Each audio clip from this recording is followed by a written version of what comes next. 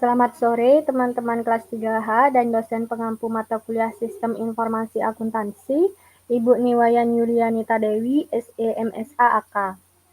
Om Swastiastu, Assalamualaikum warahmatullahi wabarakatuh, salam sejahtera bagi kita semua, salam harmoni. Perkenalkan, saya Siti Nurholisa dengan NIM 2017051240. Di sini saya sebagai moderator dari kelompok 9. Dan rekan saya Nikadek Diah Wulantari dengan NIM 2017051226. Kami akan memaparkan materi bab 9 yaitu Sistem Akuntansi Utang. Adapun submateri yang akan kami bahas, yang pertama, sistem retur pembelian, yang kedua, prosedur pencatatan utang, dan yang ketiga, metode distribusi pembelian.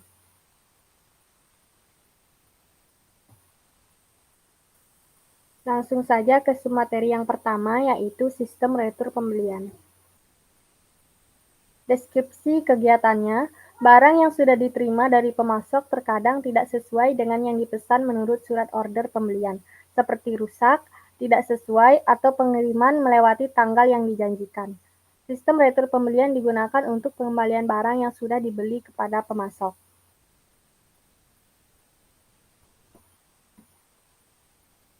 Kemudian fungsi-fungsi yang terkait, yang pertama fungsi gudang, yang bertanggung jawab untuk menyerahkan barang kepada fungsi pengiriman seperti yang tercantum dalam tembusan memo debit.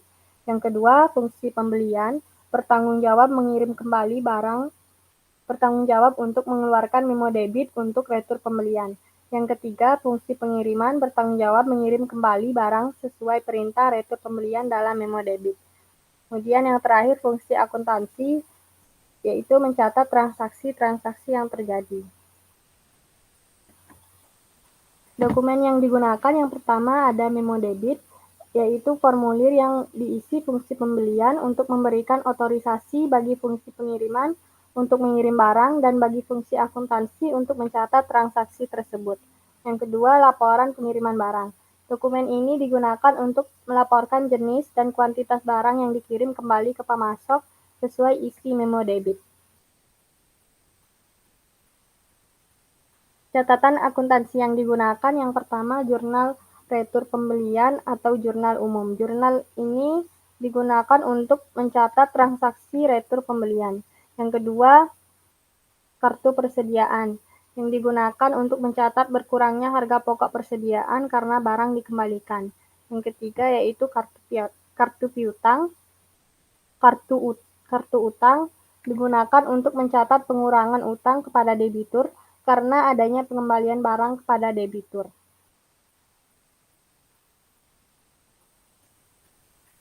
Jaringan prosedur yang membentuk sistem retur pembelian, yaitu sistem retur pembelian terdiri dari jaringan prosedur perintah retur pembelian, prosedur pengiriman barang ke pemasok, dan prosedur pencatatan utang. Unsur pengendalian internal ada 3. Yang pertama, penjelasan unsur pengendalian internal organisasi. Dalam merancang organisasi yang berkaitan dengan sistem retur pembelian, unsur pokok pengendalian yang dibutuhkan yaitu fungsi pembelian harus terpisah dari fungsi akuntansi dan transaksi harus dilaksanakan oleh lebih dari satu orang atau lebih dari satu unit organisasi.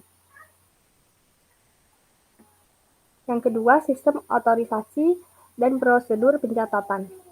Otorisasi atas transaksi retur pembelian dilakukan dengan pembubuhan tanda tangan oleh pegawai yang memiliki wewenang pada dokumen sumber atau dokumen pendukung.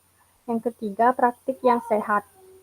Untuk menciptakan praktik yang sehat, dalam sistem retur pembelian, formulir pokok memo debit dan laporan pengiriman barang harus bernomor urut tercetak, dan catatan yang berfungsi sebagai buku pembantu utang secara periodik direkonsiliasi dengan akun kontrol uang dalam buku besar.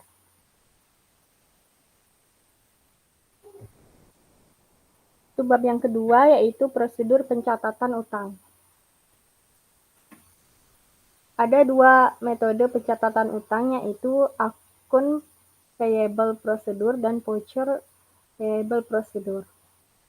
Dalam akun payable prosedur, catatan utang berupa kartu utang yang diselenggarakan untuk tiap kreditur, yang memperlihatkan catatan mengenai nomor faktur dari pemasok, jumlah yang terutang, jumlah pembayaran, dan saldo utang. Sementara dalam voucher payable prosedur tidak diselenggarakan kartu utang, namun digunakan voucher atau voucher cek atau bukti kas keluar yang disimpan dalam arsip menurut abjad atau menurut tanggal jatuh temponya.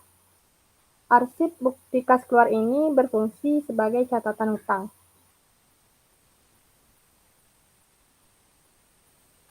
Akun payable prosedur. Dokumen-dokumen yang digunakan yaitu faktur dari pemasok dan kwitansi tanda terima utang yang ditandatangani oleh pemasok atau tembusan surat pemberitahuan yang dikirim ke pemasok. Kemudian catatan akuntansi yang digunakan yaitu kartu utang, jurnal pembelian, dan jurnal pengeluaran kas. Untuk prosedur pencatatannya, yang pertama, faktur dari pemasok dicatat dalam jurnal pembelian. Kemudian, informasi dalam jurnal pembelian kemudian diposting ke dalam kartu utang yang diselenggarakan untuk setiap kreditur. Kemudian yang ketiga, cek dicatat dalam jurnal pengeluaran kas. Dan yang terakhir, informasi dalam jurnal pengeluaran kas yang terkait dengan pembayaran utang diposting ke dalam kartu utang.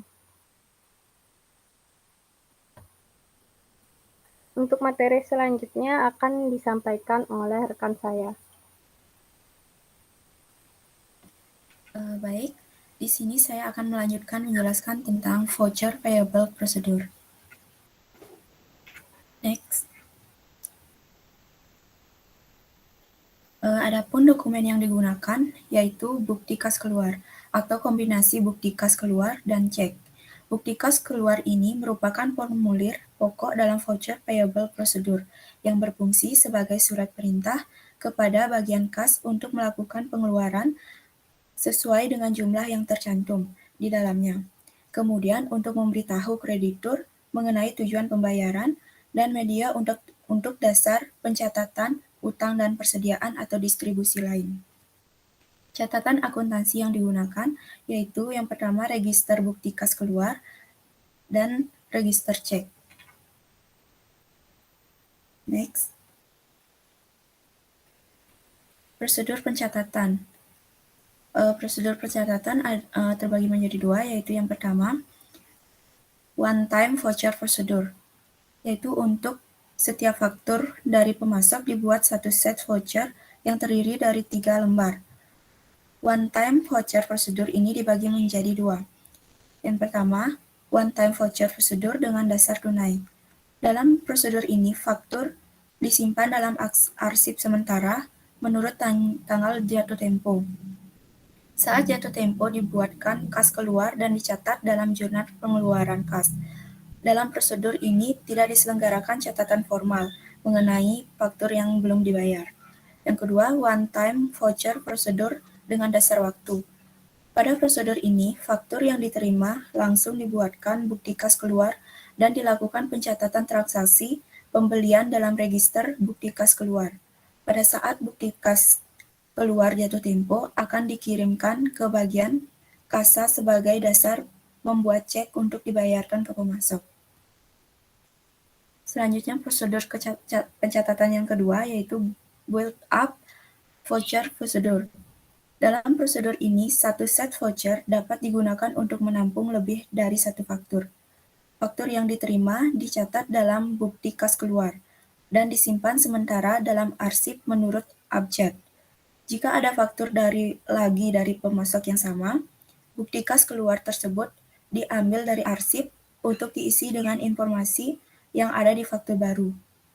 Pada akhir bulan atau jatuh tempo pembayaran, bukti kas keluar diambil dari arsip dan dicatat dalam register bukti kas keluar dan diserahkan kepada fungsi keuangan untuk dibuatkan cek.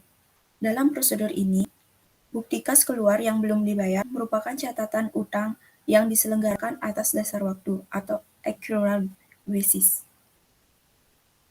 Next.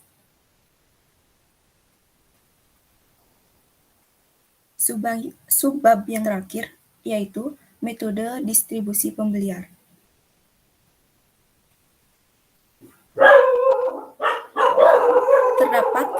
metode. Yang pertama yaitu metode jurnal berkolom. Distribusi debit dari transaksi pembelian dapat dilakukan dengan menggunakan jurnal pengeluaran kas, jurnal pembelian atau register bukti kas keluar.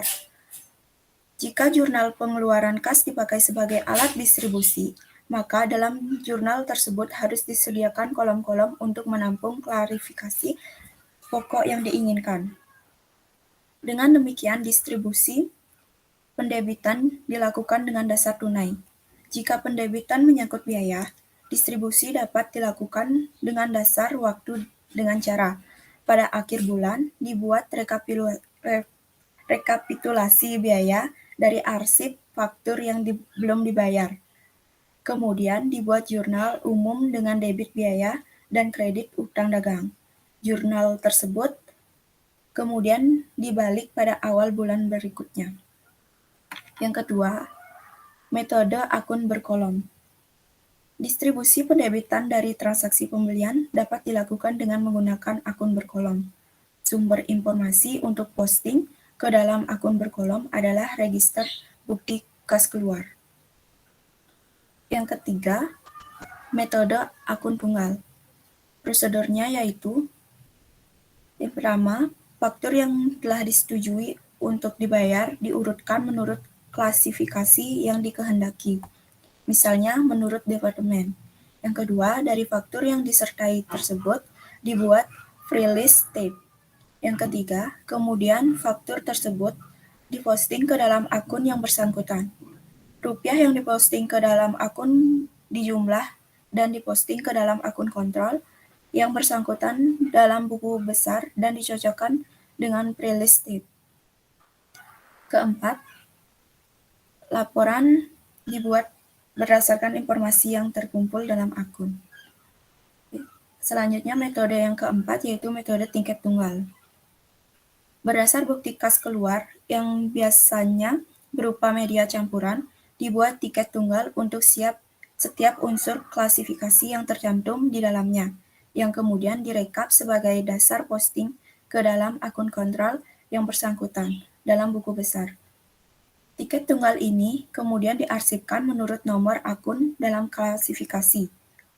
Dan pada akhir bulan dibuat rekap dan hasilnya dicatat dalam summary strip yang berfungsi sebagai laporan. Metode yang terakhir yaitu metode distribusi dengan komputer.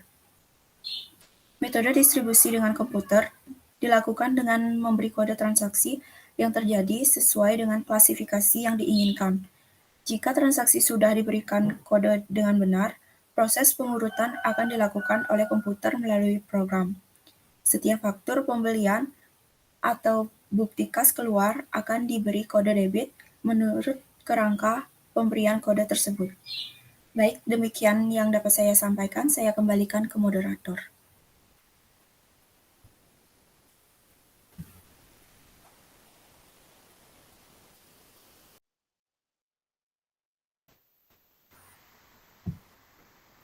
Baik, terima kasih karena materi telah selesai dijelaskan, saya akan menyampaikan kesimpulannya.